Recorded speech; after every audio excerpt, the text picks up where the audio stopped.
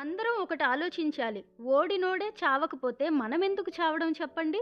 ఇది కనిపించగానే ఇప్పటికీ ఇలా అభిమానంతో చనిపోయే వాళ్ళున్నారా అనిపించింది. కానీ సాక్షి పేపర్‌లో వచ్చినట్టుంది కాబట్టి నమ్మాలో లేదో తెలీదు.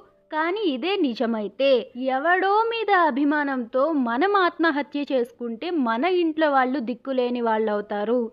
ఈ విషయం ప్రతి ఒక్కరూ చెప్పేదే. చాలామంది సినిమా స్టార్లకి పాలాభిషేకాలు చేయడం, గుడ్డలు చించుకొని అరవడం, ఇలా పార్టీల పేరుతో, అభిమానం పేరుతో మరొకరిని చంపుకోవడం, ఇదంతా మనం చేసే పనులే. బుర్రా బుద్ధి లేకుండా ఆ పార్టీ లీడర్లైనా, ఆ హీరోలైనా వాళ్ళు అందరూ సుఖంగా ఉంటారు. వాళ్ళు బాగుపడాలి, వాళ్ళ జీవితంలో పైకెదగాలి అని ఆలోచిస్తారే గానీ, నీ గురించి, నా గురించి ఆలోచించరు.